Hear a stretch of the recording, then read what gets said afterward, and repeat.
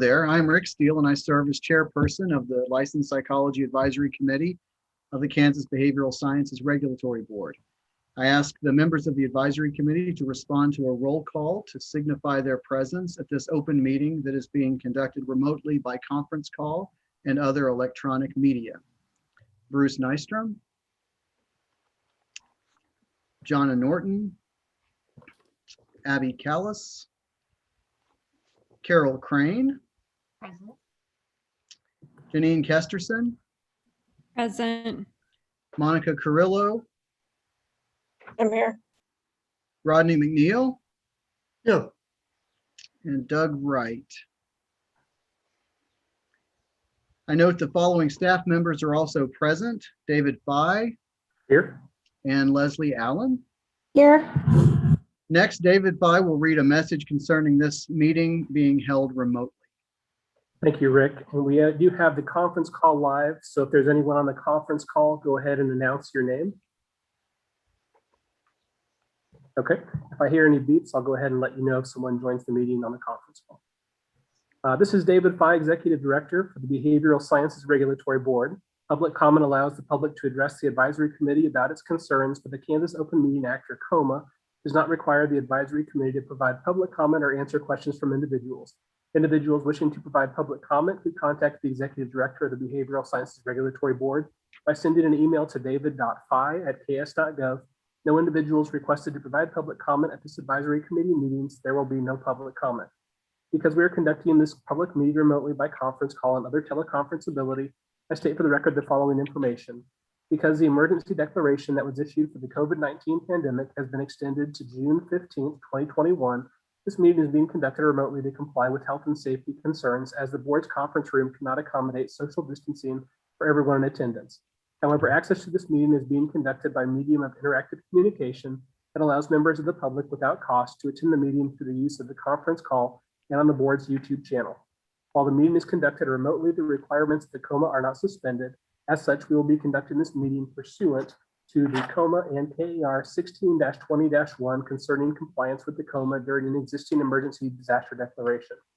On April 14th, 2021, we sent notice of the advisory committee meeting to all individuals who have requested notice of the advisory committee meetings. This notice was also posted on the board's website, ksbsrb.ks.gov. You may obtain a copy of the notice at that website. An agenda and other meeting materials was posted to the board's website on the day of the meeting. You may also request a copy of the agenda by sending an email to david.fye@ks.gov with the subject line "Request for the agenda," and it will be sent to you.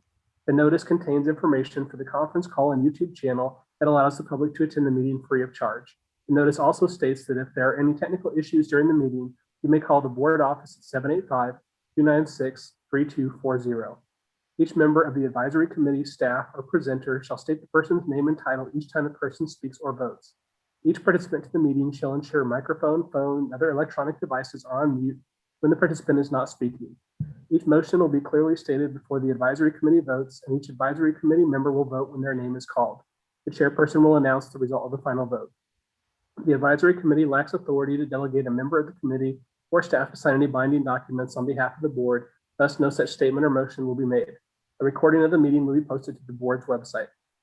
The advisory committee has the following items listed on the agenda: call to order and roll call, opening remarks, agenda approval, review and approval of minutes from the meeting on April 13th, 2021, executive director's report, old business, new business, and adjournment. The advisory committee's agenda does not include an executive session. If the advisory committee elects to go into an executive session, the advisory committee will follow the following process. First, the advisory committee must be in an open meeting before going to an executive session. Then the advisory committee member must make a motion to recess for an executive session that is seconded by another advisory committee member. Each advisory committee member will then vote. The majority of the advisory committee must vote in favor of the motion to exercise in the executive session. The chair will announce the result of the vote. The motion must contain a statement of justification for closure and subject to be discussed pursuant to KSA 75-4319B and the time and place the open meeting will resume. If a motion for executive session passes, the conference call will be placed on hold. Attendees may stay on the call or return to the conference call number at the expiration of the executive session to attend the remainder of the meeting. The public will be excluded from the executive session portion of the meeting, as the executive session will be conducted by electronic means that is not available to the public. When the board members return to the conference call, the open meeting will resume through the conference call. The complete motion for an executive session will be recorded in the minutes. Thank you, David. The meeting is now called to order and the advisory committee will begin its discussion of the first item on the agenda, which is the approval of the agenda. I believe you were all copied on that and David just outlined that. Do we have a motion to approve the agenda? So moved. Thank you, Monica. Second. I heard a second. Was that you, Carol? Yes. And all in favor of approving the agenda, please signify. Aye. Aye. Aye. Okay, that motion carries. And then the second item of agenda is the approval of the minutes for our previous meeting, which was on April 13th of this year. And I believe that was also sent to everyone earlier today. I came in, this is Janine Kesterson. I came in late to the last meeting and my name is not on there. My I'll get that apologies. added. We can go ahead and add that. The other question is, are we really the Social Work Advisory Committee? No, I apologize for that error. We will go ahead and correct that on the minutes as well.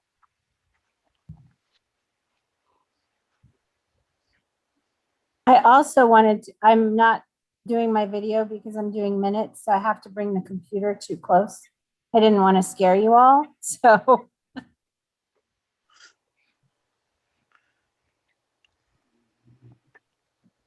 Any other items to amend on the minutes?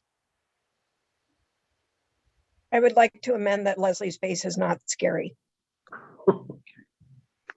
That's very kind. I agree. Is there a motion to approve the minutes as amended? So moved. Second, All in favor of approving the minutes, please signify by saying aye. Aye. aye. Any opposed? Okay, that motion carries. The next item on the agenda, I believe, is the Executive Director's Report. Thank you, Rick. So I wanted to speak to the advisory committee about a few items of note. First, about over the last month, the agency has been in the process of implementing and announcing the implementation of House Bill 2208. This was the bill that was requested by the legislature or from the legislature on behalf of the board of the BSRB concerning changes to licensure for several different professions. And this was the bill that we were tracking this session that had a lot of the different changes. This bill did pass, and we put an announcement on the BSRB website, sent out a message to all licensees regarding the changes. And there have been a few questions, but overall, the responses we have been receiving have been very positive concerning the changes in the bill. So I just wanted to give you an update on the implementation of that. There were also some things that we were able to do in terms of getting direction from the board. Considering some of the changes in hours, we were able to get the board's direction that we didn't need a great number of adjustments to current plans for supervision. So that has been helpful in making sure we switch people over to the new number of hours and changing some of the other individuals who had a temporary license for the professional counselors that got changed from 6 months to a full year. So we were able to make some of those changes and go ahead and move those in. And for the items that we were not, we went ahead and explained why, and then we adjusted the forms on the board's website. And so that process has been going very smoothly with the new changes. The next item is that we are currently in the process of getting ready for the implementation of another bill that passed the legislature during the 2021 session. And that was House Bill 2060. And that had to do with expedited time frame for military members and military spouses. And that bill is something that will take place upon passage in the statute book, which usually happens sometime in July. So in preparing for this bill to become effective, we are going through our existing forms, and we're making preparations to track when military members who have a license in another jurisdiction or military spouses apply for licensure in Kansas to make sure that we meet those expedited timeframes. There's also provisions in that bill that have to do with individuals who are seeking to establish residency in Kansas, or those who already have under certain conditions. And so they have a different time frame, but it also is something that we're going to be tracking going forward. So we're getting ready for the rollout of the processing of that bill as well. I think I misstated that bill is 2066 is the one with the expedited timeframes for military members and military spouses. Next, there has been a series of states of emergency that have been declared during the pandemic, first by the governor and then sort of as a joint action between the governor and the legislature. The most recent one of these was set to expire on May 28th, 2021. The governor and legislature did extend that until June 15th. So we've been receiving some questions about meetings, if they're going to continue to be over Zoom or in person. At least for right now, we have received direction because of the emergency being extended that the meetings will continue to be over Zoom at least through the 15th. But we're going to be watching to see. I received a message late today about 5 o'clock that indicated there was going to be a meeting of legislative leadership on the 15th. So we should get some further direction as we get closer to that date, if it's going to be extended again or what will be the plan. In terms of how it affects the agency concerning the pandemic and the state of emergency, when the last state of emergency was declared, the one that was going to end on May 28th, I should back up a little bit. During the states of emergency, we've talked a little bit about the executive orders that delayed the expiration of licenses that would have expired during the pandemic. And it was for regulatory bodies to essentially treat those licenses as they were still active. And so during that time, we have been following the executive order to do that. When the last state of emergency was declared that would have ended on May 28th, there was a different executive order that was issued, and it had some flexible language for regulatory bodies to essentially make the decision to go back to normal and begin enforcing those expiration dates. And based on the need to have stability in the receipt of revenue and some other factors, we approached the board and expressed concern about this issue, and we requested that it go back to normal as of May 28th, which is something that a lot of other regulatory boards were doing. And the board did give us direction that going forward, we would go ahead and recognize the expiration of licenses after May 28th. And that was from the May 10th board meeting. That executive order did say you needed to give 15 days notice to licensees. So we did send that out on May 11th and let licensees know that as of May 28th, those licenses would be considered expired if they didn't renew by that date. We also received direction from the board that if similar flexibility was allowed after May 28th, then the board's direction would be to essentially go back to normal on the expiration of licenses. And if your license expired during this time period, treat it like normal and make sure that you get all your continuing education hours completed and that you go through the new renewal process like normal. So we did send an announcement out about that. We posted information about that on the board's website, and we received some questions on that, but in general, people have responded to those messages and have renewed their licenses according to those deadlines. Another item I wanted to let you guys know about is about a month ago, we did receive direction from the governor's office and the Department of Administration that most state employees should be returning back to state offices full-time beginning on Monday, June 14th. So we made preparations as an office and went ahead and met and put together a plan to bring our employees back for the BSRB. So starting this coming Monday, June 14th, we'll have most employees back full-time as of that date. We were given a little flexibility if we wanted to continue to allow some employees to telework. So as one of the things that we have learned over the pandemic is to try out working from home in productive ways. And so we have better technology to do that as well. So what we did is we adopted the Department of Administration's telework policy, and we are doing a telework pilot program for a limited number of employees from now until the end of the current calendar year, and testing it out to make sure that we can still allow this to be productive. If it does show positive results, we can consider expanding it to more employees to the BSRB, but we're trying to take into account making sure that we are able to process licenses quickly and be able to be productive under the telework system. But we did learn how to do some of these things effectively during the pandemic, and we wanted to be able to use these things going forward. So happy to answer any questions on those legislative matters or any matters for the office as well. Hey, David, this is Rick. I did have just one question about 2066. I think at our last board meeting, it was still, we had provided, I think, neutral testimony regarding and expressed concern about kind of the workload demands that that could create. How was that received, and did that result in anything? Yes. So we did present testimony concerning that bill, and we suggested several amendments for the bill. One would be to move the timeline down into another 6 months. I think what we had requested to allow more time to work on that new expedited time frame, and to make some other changes. The bill did have some modifications earlier in the process, but there weren't any amendments substantive to what we had talked about. There also was in the bill, for these expedited timeframes, there was a change for some of these individuals who applied under the bill, that they would be able to use a scope of practice standard versus a substantially equivalent standard. And there were some other things like that. And we did request to be considered one of the agencies that was an exception to that, so that we could continue to use a substantially equivalent standard. We did not get admitted into that provision.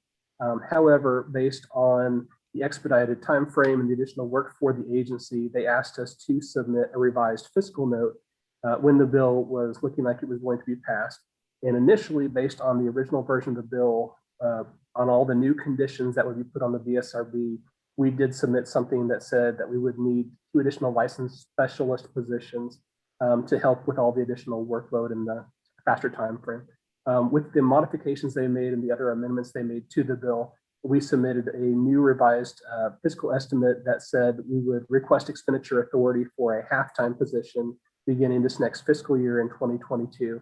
And the legislature did approve that for the BSRB. So starting next year, as of July, we'll be able to hire a part-time position to help us out with some of the licensing expedited timeframes and the demands of just licensure in general. So we've already started that process in terms of talking with the Department of Administration, identifying a position that we can start having applicants apply for, and then we can be prepared to bring somebody on board to help us out starting next year. But that would still come out of the fees. That wouldn't, the state legislature didn't hand us any cash. That's correct. Yes, I think I don't remember the exact amount, but I believe it was in the low 20,000s for that halftime position for the year, and a little bit of that was in one-time cost equipment for the position, but the majority of that was just going to be salary for the halftime position. But they didn't add any funding for us; it all would just come out of the BSRB fee fund. Thanks for that additional information and for asking that question, Rick. I appreciate all of that. That said, as a practitioner who will need to continue to practice into Missouri, it's going to make it a lot easier for those of us who have to expedite getting a license in Missouri in order to meet guidelines for our health system.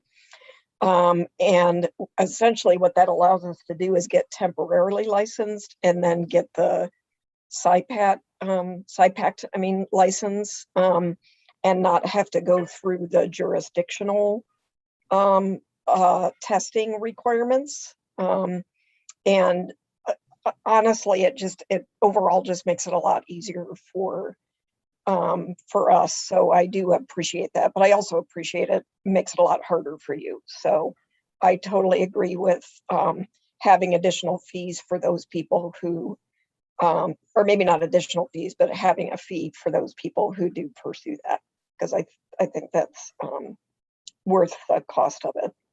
So thanks for all that work.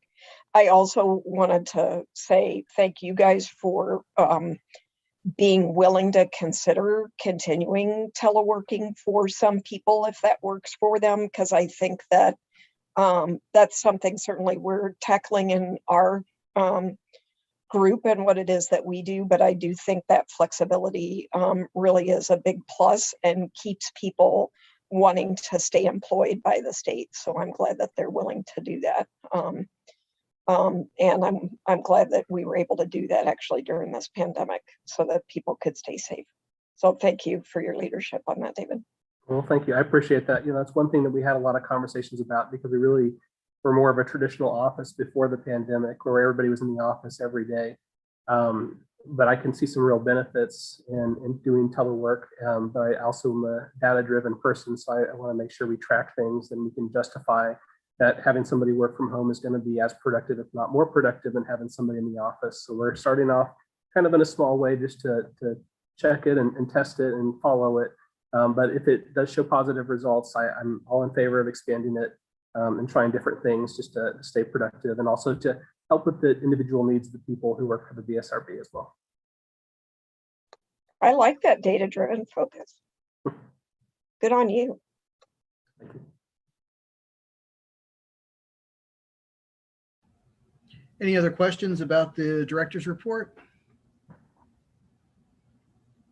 Well, we're going to keep David in the hot seat because I believe the next agenda item is an update on SciPAC and some other updates from our last, from the last board meeting. So that's you, Dave. Okay. So this spring, we've been speaking about SciPAC, and that's the multi-state compact that involves licensed psychologists. That bill was originally 2209, but the final version of it was Senate Bill 170. It got combined with another compact. And so that bill did go before the legislature within the last committee meeting took place. It had not passed yet, had not been signed into law, but the bill now has been signed into law. The effective date for SciPAC was made January 1st of 2022. So in the time between now and then, we'll be working with the board to work on different provisions for that bill. One thing is that when the bill did pass, there was some language that was put in conference committee to allow the board to charge a fee up to $25 at the time of initial licensure or renewal for individuals who wish to participate in SciPAC that had Kansas as their home state, up to $25. And so the board will have to weigh in to determine the amount of that fee. There's been discussions that might be helpful to take place at the time of renewal, so we will know who was participating in SciPAC, but that has to do with more discussions on behalf of the board. Another item for the board to weigh in on will be to name someone to serve on the SciPAC commission. Each state that has a membership in SciPAC has an individual who serves on that commission. And I actually got some information from Janet Orwig. She is the executive director of SciPAC, and she provided some information to me, a little bit of the makeup of the members who serve on the SciPAC commission. And for the individuals who are currently in SciPAC, 9 of those individuals are the executive directors of the boards for the states, and the other 5 are actually board members. So the vast majority of the members on the commission are executive directors from those representative states. There is a meeting of the commission. The last 2 years, it's been a yearly meeting in late November. I did get the information in the email later this afternoon that indicated that they are discussing having a meeting in late July. Now, Janet did indicate that even though the provisions in the SciPAC bill are not effective until January 1st of 2022, the board could go ahead and designate an individual to be the representative from Kansas. They wouldn't be able to vote on any SciPAC matters, but they could participate in the discussion according to what Janet said. So that is something that the board will be able to weigh in on now that the bill has passed. So I just wanted to give you an update on that. One item that was included in your materials for this meeting is a newsletter from the SciPAC Commission, and it has some information here about some of the individuals who are representative from the different states in terms of the SciPAC Commission. There was a couple different things in this newsletter which I thought were very interesting. One showed a map of the different states that are now part of SciPAC, or where the legislative activity has been happening. There was another table that showed the individuals who have chosen to do the e-passports, which allows for the use of telehealth and also for the individuals who have requested the ability to do temporary in-state practice. Under SciPAC, there is an option to do up to 30 days of in-state practice, which is similar to the BSRB's temporary out-of-state permit. And so there's a breakdown per state of the number of individuals who've chosen to do that. The state that has the most right now in terms of the individuals doing the telehealth is Texas with 315, and that ranges all the way down to, I think, DC with about 18 people. So, and then on the last pages of that document, there's some trends where it shows per quarter the number of new people who are participating in those different programs. So I thought that would be helpful information as you learn more information about SciPAC. But as I mentioned, the board will have further discussions about both the fee and also who to name for the representative for the SciPAC Commission on behalf of kids. Just a note, we don't have it on the agenda to make a decision about that, but it would be fine if we wanted to talk about, I think it would be fine to talk about who we might want to recommend to the board if we wanted to make such a recommendation to the board. Can we talk about that now? I believe we can. Cool, because I was going to ask about that. So, David, it sounds like the trend, if I understood you correctly, was that executive directors like yourself are a part of, or appointed maybe, or chosen to be a part of the SciPAC group. Did I understand that correctly? Yes, so there's basically, I think, 9 that are executive directors and then 4 that are members of boards of those states. And I did get a letter from Janet Orwig. She outlined in the article XB1 that indicates who could serve as the appointee as part of the SciPAC Commission.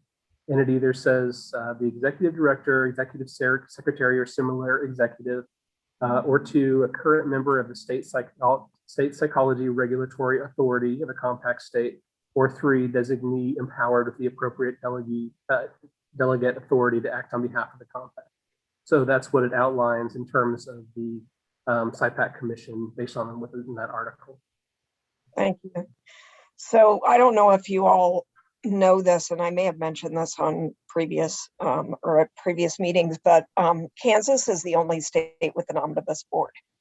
All other states have separate psychology committees or psychology boards. They may be under a larger board and answer to a larger board, but the group itself is all psychology. So the only, I guess, how we are in common with that is this group sort of answering to, if you will, the larger omnibus board. But in fact, we don't really have a separate psychology licensing board or committee group. That said, I wonder if we would want to consider,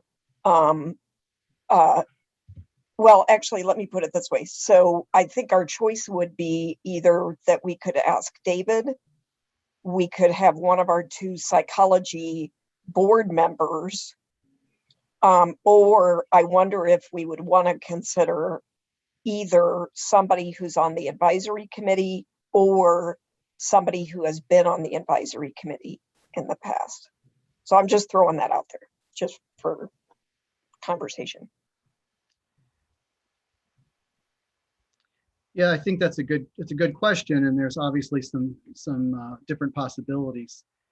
I think because we have an omnibus board, I would, if it can fit into his portfolio, I would prefer that the executive director be able to do that, as he would have more of a sense of how SciPAC is going to not only affect psychology, but also the other behavioral sciences.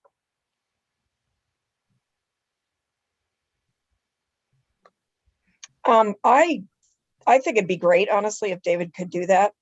I'm not sure, though, that we need to know how that's going to affect the other sciences, because they don't really impact this at all. As far as I know, they don't have anything like this, and I don't think it would really. I don't think it would really have an impact whatsoever. That said, I still think David would be excellent because of the fact that he is an executive director, and the trend being to have executive directors. You all probably speak the same language, perhaps even better than us as psychologists do when it comes to regulatory and language and that kind of stuff at the state level. I'll shut up. It looks like Rodney wants to say something. Monica, I want to ask a question. I hate when we do that thing where we talk about a person as if they're not in the room. So David, how do you feel about that? Well, I should point out the letter that we received from Janet, excuse me, did mention 4 different things to keep in mind in terms of the board identifying the person who might do this. And they just said one thing in the terms of appointing a commissioner, availability of your representative, ongoing participation, because the commission will meet at least once a year, knowledge of state statutes or regulations and SciPAC legislation, and any kind of conflict of interest. I can say for myself, I intend to be on the BSRB for quite a while, hopefully, and so I have no problem with travel. I know right now a lot of things are being done over Zoom, but I have great flexibility, especially in the fall, in terms of going to on-site meetings if that is needed. So I have no trouble. If I was picked, I'd be happy to serve for something like this. And I have had preliminary conversations with Janet Orwig and representatives from SciPAC, just in terms of the process and what's involved in this. So, so if I was picked, I would be happy to serve, and I think I could do so, avoiding any kind of issues. Works for me. Are you aware of any mission statement,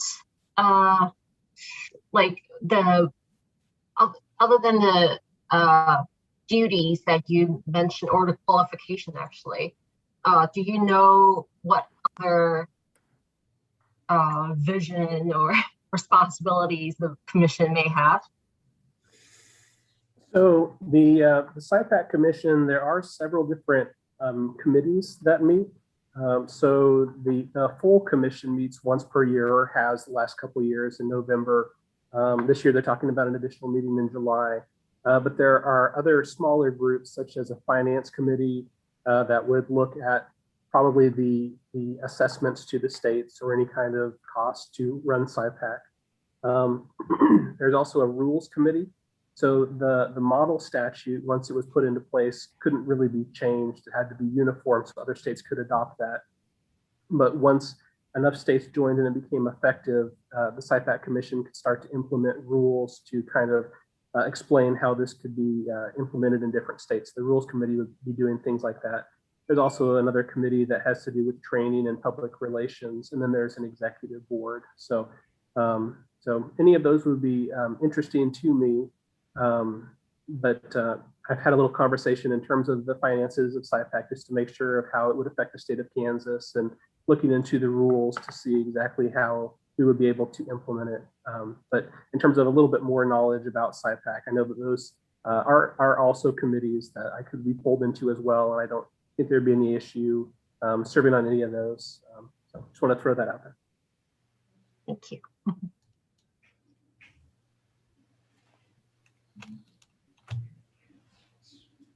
I think that's a really good question, Carol.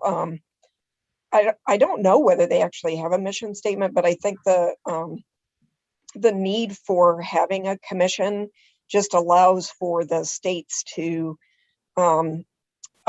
make sure that there's some, if need be, common language between the states, and that if there are any concerns about state between the states in terms of how people are using the SciPAC, then there can be conversation about that.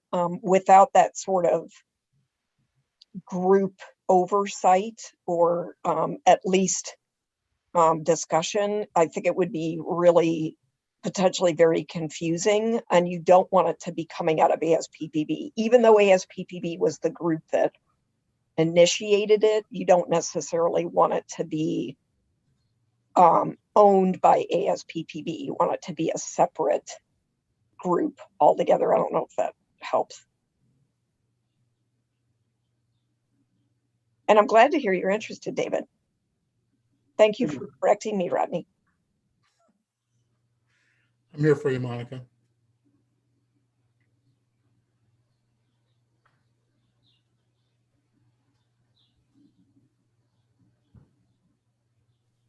So should we go ahead and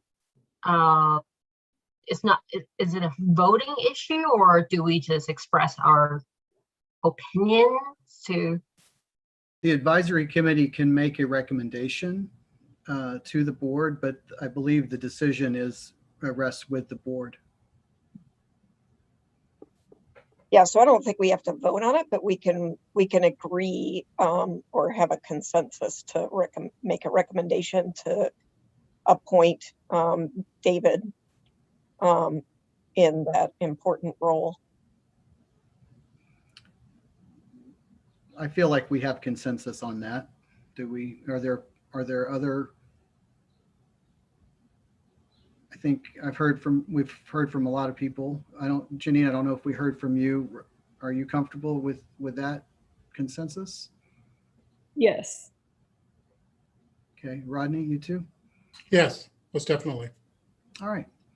Then perhaps the minutes can reflect that consensus, that we have confidence in David's ability to do that for us. Okay. That's SciPAC for the night. Yeah, thank you all.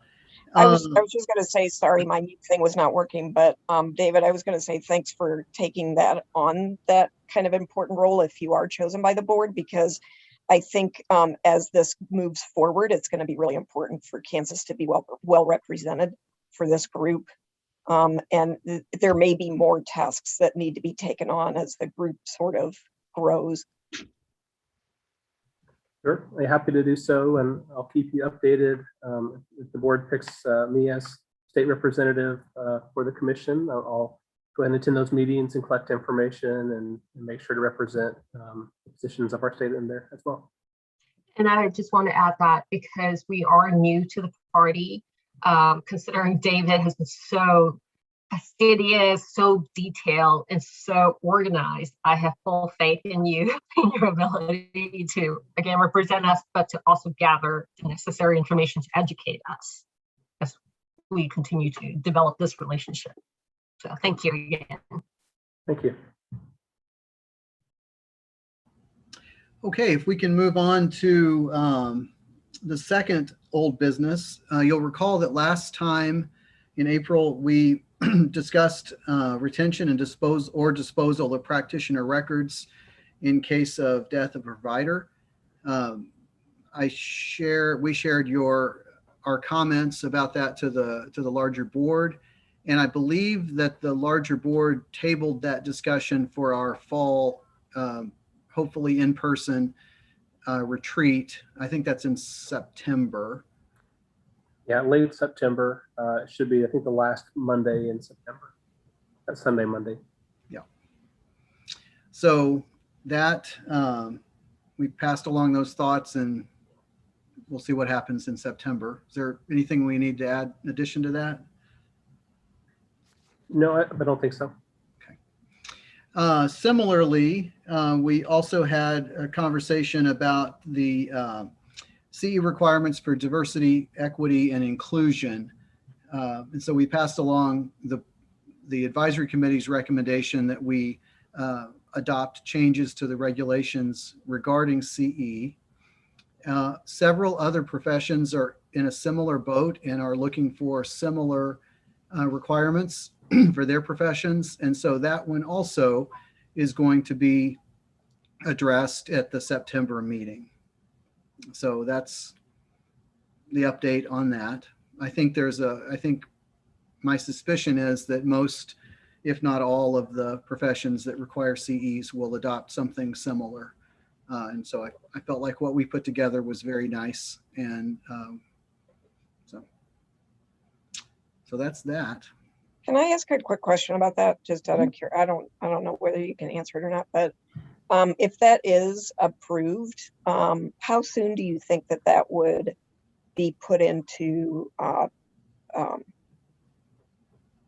whatever it is it gets put into practice. Yeah, it's a regulation, so it has to be vetted, and there's it's a 60-day? I believe that's part of the statutes as well. I think there's a regulation, but there's also a statute on that. And so it would need to be put into a bill. So, so yeah, next spring would be the time for the bill to be for the legislature. So depending on when it would be passed, probably sometime in the late spring, sometime maybe around May, I would assume. It'd be really nice if they could start with the start of the license renewal for July 1, because next year would be actually when we renew our licenses typically. David, can the regulations be, we have to wait until the statute is changed before we change the regulation, or can those happen concurrently? We can. So the problem is that when the statutes and regulations differ, the statute wins out. And so if something is in both the statute and regulation, usually you have to change the statute first and then change the regulation to comply with the statute. Now you can change the statute and then put cleanup language in the regulation, and you can start enforcing things once the statute has been changed. So that's what we could do. You know, if we were to put in the bill in the spring of next year, and then the bill passes, we could go through the steps to update the regulations as well. But once that bill passes, we should still be able to start enforcing that. So based on how bills have been passed recently, putting some sort of implementation date of July 1st of next year isn't unreasonable. That's true, but so if the bill passed, let's say May, sometime in May, to be implemented by July, I'm wondering about psychologists that do, when we do renew next July, if that would give psychologists enough time to get that CE in, if they weren't planning on it, and all of a sudden to hear in June, you have a month to get that. No. What I'm saying is so you would renew by the end of June. And then starting July 1, you would have 2 years to be able to include that. That's what I mean. Yeah. Okay. Then that's absolutely sounds good. Sorry.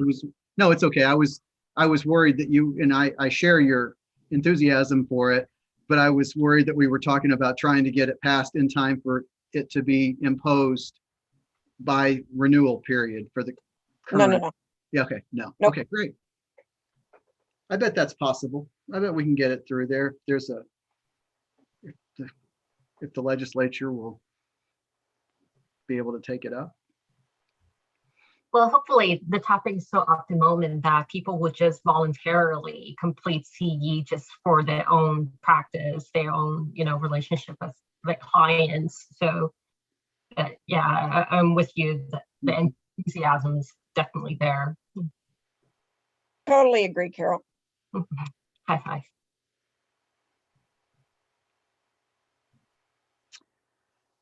Okay. I think that's all the old business, unless there's some old business that we don't have on there that someone needs to bring up. Okay, that leaves us with the new business, which is the advisory committee composition and membership. As you'll recall, last time around, we talked about potentially, if people are rotating off, looking at additional people to replace, or maybe even expand the number of people that are on the advisory committee.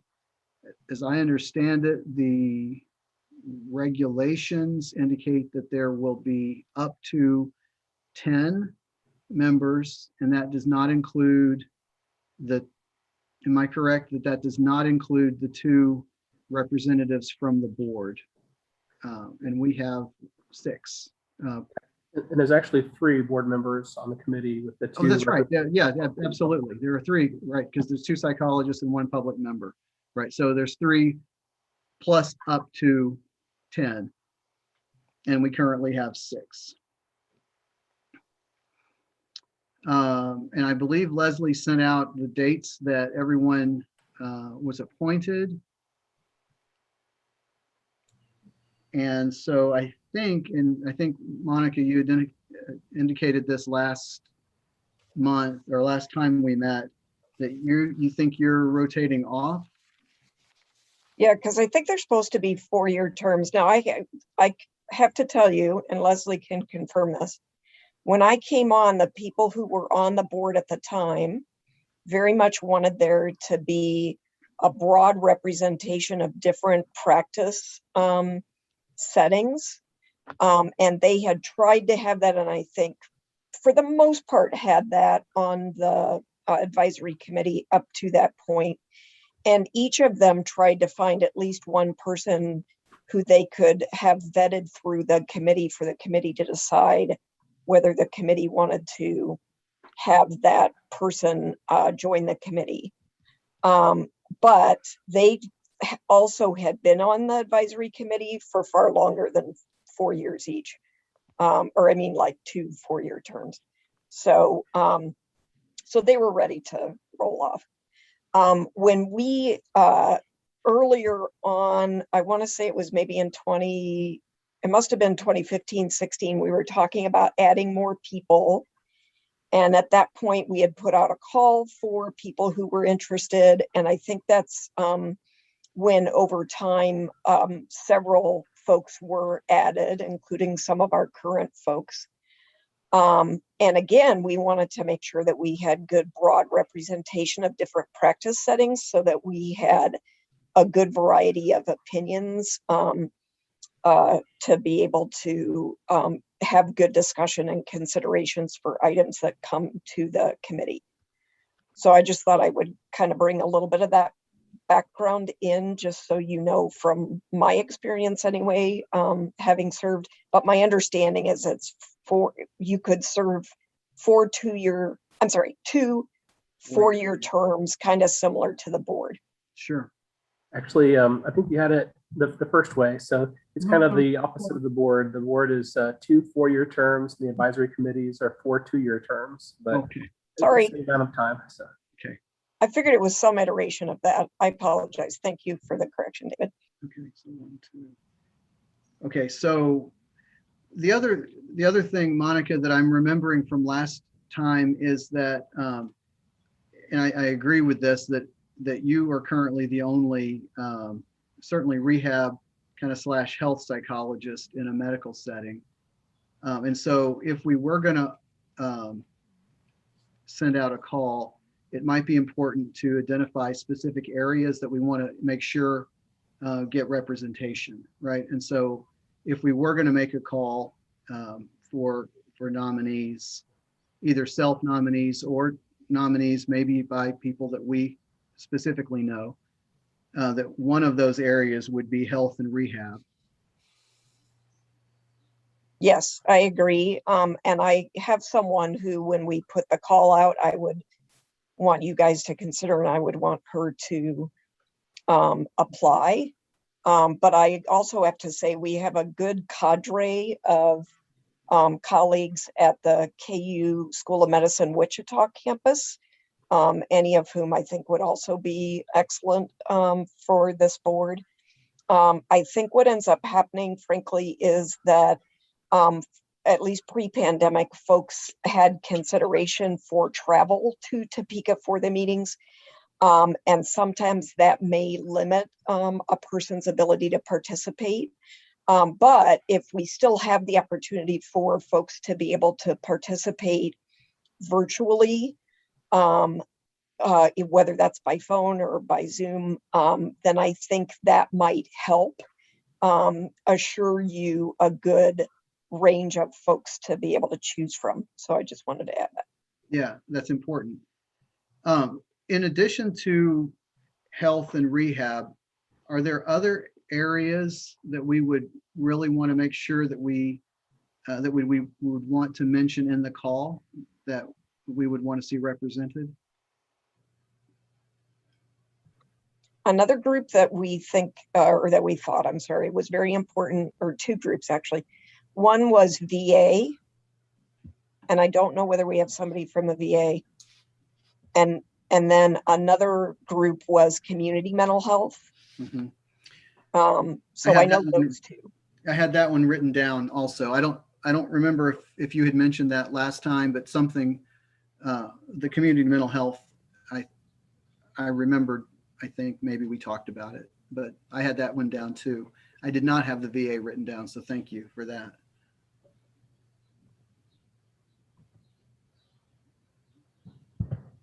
We also wanted to make sure we had a nice diversity Mhm. of opinion, not just in terms of practice area, but just broadly speaking diversity.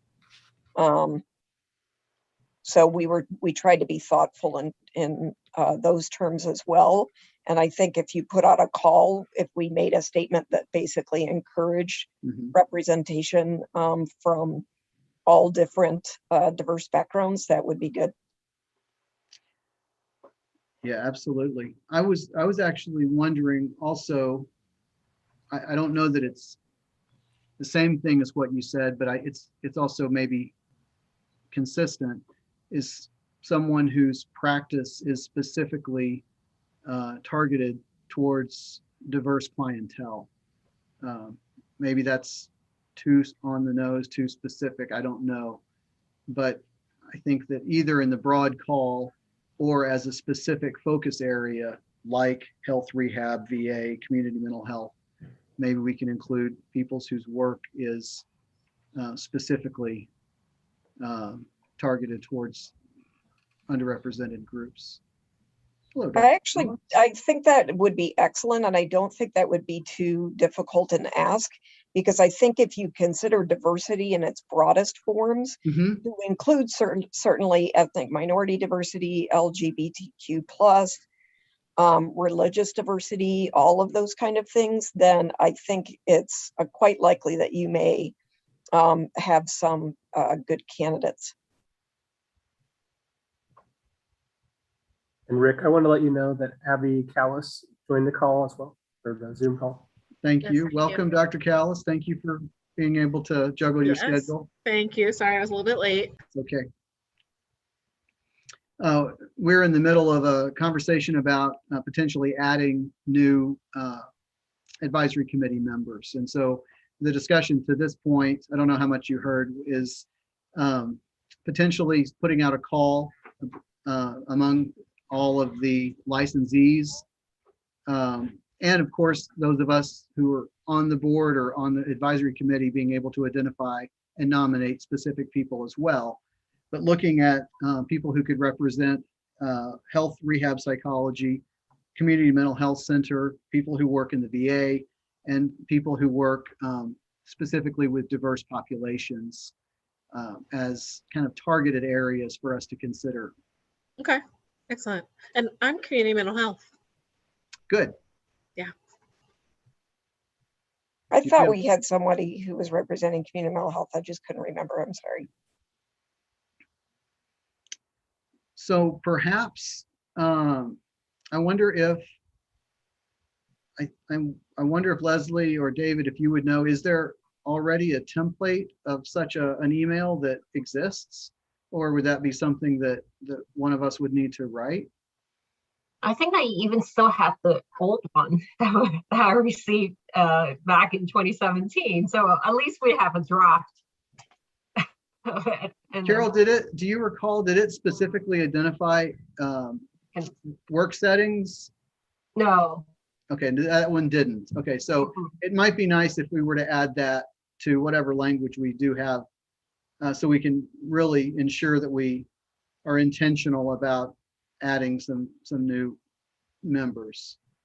I can find the email and work with Dave and, put in the additional items you requested, and then we can send it to you so you can just take a quick look and approve it. That sounds good. Okay.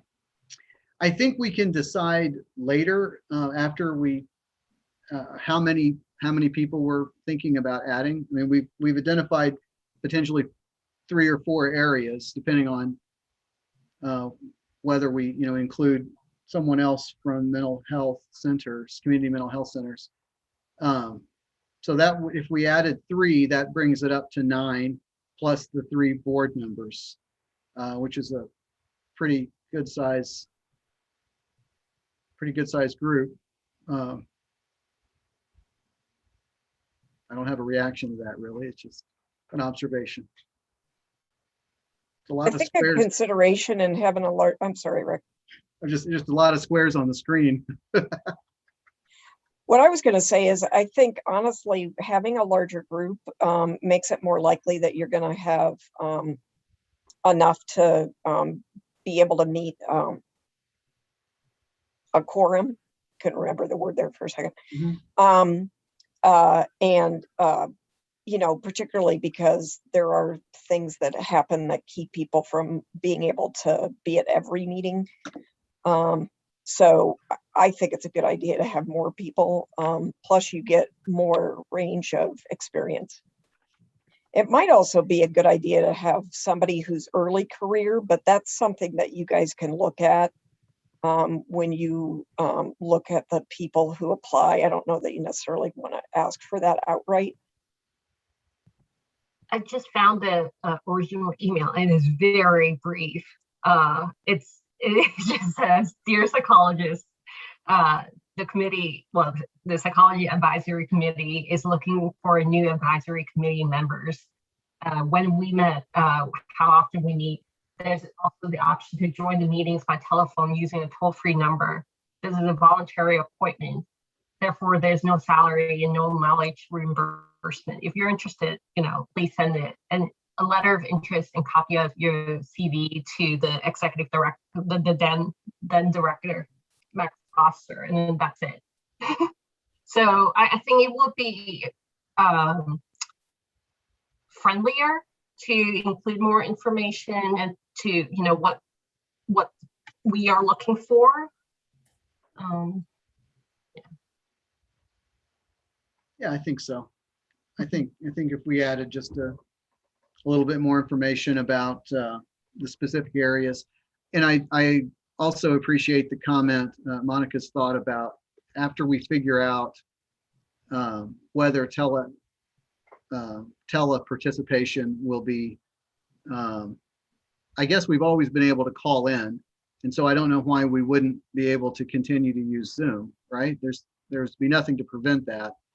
And she's right. If we are hoping to get some more participation from other parts of the state, maybe we should be explicit in that announcement that meetings can be attended via telephone or Zoom. And Rick, to that point, I did talk to Jan from the Attorney General's office earlier today to try to get a little clarity. I know right now we're under the state of emergency that's going to end here very soon, at least in terms of the current one. So I asked, you know, what happens after the 15th? What should we be prepared to do in terms of Zoom meetings? So the board does have the authority, or the advisory committees, to continue to have meetings that are only by Zoom. One of the things is to have space for any public attendees, but as long as the meetings are still open for individuals to use the conference call or to view the meetings, that should be sufficient. We should have enough space here that if any individuals show up, we could broadcast the meeting so that individuals could sit in the room. And so that's at your discretion if you want to continue to have Zoom meetings or do a blend or do them in person, but that is still on the table according to what Jan said earlier today. Okay. Well, we can make that decision then in a little bit. We don't have to make that decision tonight.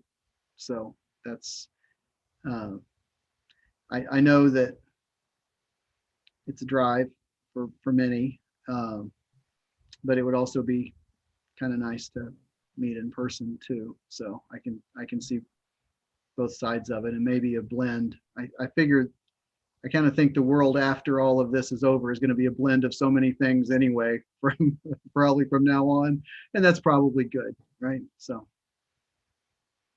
Yeah, I second that. Okay, other thoughts? I think Leslie's gonna work on the draft and we'll take a look at that soon. I only have one other thought, actually. Do you want to include somebody who works in the prison system, or do we have that already? I do. Perfect. Okay. I wasn't sure. Yeah. Then never mind. Okay. All right. Well, we have reached the end of the page, as far as I can tell. We do need to identify, I always forget to put this on the, we do need to identify our next meeting date. So this is June. I guess the next one would be in August. Yeah, if you want to continue to do it on the second Tuesday, it would be August 10th. Let me look because, let me see here, August. And should I finish out the end of this year as my term? Honestly, I can't remember what month I started. It was so long ago. Monica, we usually do like the same as board members. So the terms all end on June 30th and the new begin on July 1st. However, that until you have a replacement, we would appreciate it if you continue to serve. Will you bring donuts or cupcakes? You betcha. Okay. I Okay, will. so that's August the 10th, is what David said is the second Tuesday in August. That works for me. How's it looking for everyone else? Yep, it's good for me as well. That works for me. Okay. Do we want to tentatively plan on it being in person / online as well? Again, that would depend on what happens with any states of emergency and obviously what unfolds over the summer. I think that should work for me, and I think I'd be able to come in person, but just so you guys know, the APA Council of Representatives may be meeting that week virtually. Right now is in discussion as to whether we meet virtually or we do a hybrid or we meet in person later in the year. But I'm pretty sure I should be able to make that on August 10th, and I'm pretty sure I should be able to come in person, especially if there's cupcakes. I think we should add that to our recruitment letter, that there is donuts and cupcakes. All joking aside, if we do meet in person, I'm gonna need a refresher on how I get in the building because I remember it's locked, but I don't remember how I got in. Oh, Leslie. Oh, okay. Yeah, I'll give you my cell phone number and I'll Mhm. come down and let you in. Excellent. I might have it, but yeah, if you would like to send that, well, I'll double check while we're wrapping up. Okay. And one note too, just to let you know, a technical matter, so this may change over the next couple months, but right now, for the state buildings, including the Eisenhower building where we're located, any individuals who have been vaccinated, they have indicated to us no longer have to wear masks or do the social distancing of the 6 feet.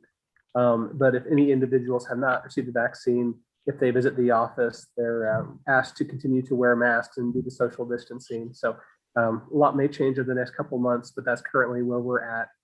So I just want to make sure that you're all aware of that. So do we bring the vaccination card? Would that be sufficient? So we are able to ask individuals if they've been vaccinated or not, but most of it is individuals. We ask people to do the honor system on that, but we do have the ability to ask people. And at the front desk, there are stations there to check, and there's the guards down the front floor. So make sure that everybody's aware of what the current conditions are in the building, but just wanted to make you aware of what we've been told for the building. Okay. On a And separate Leslie- but related note, I would highly recommend that you take a picture of your vaccination card in case because that thing, it does not fit nicely in a wallet. No, it doesn't. But it does take a good picture. And Leslie, I do not have your cell phone number, FYI. Okay. Okay, well, so we have a tentative or a meeting date tentatively in person. Everyone will bring their cards. I'm going to get mine laminated just in case. I hadn't really thought about that till you just said that. And it is in the back of my wallet and it doesn't fit and its little edges are getting frayed. Yeah. So with that, if there's no additional business, I would entertain a motion to adjourn. So moved. Mhm. Okay, thank you, Carol. All in favor of adjourning? Aye. Bye. Any opposed? That was so cool. Even the dog said aye. Even the dog wants to go on a walk, I think. The dog's like, aye. Yeah. Okay, thanks, everybody. Have a great evening. It's good to see Thank you you. all. Bye-bye. Thank you, guys. All right. Bye.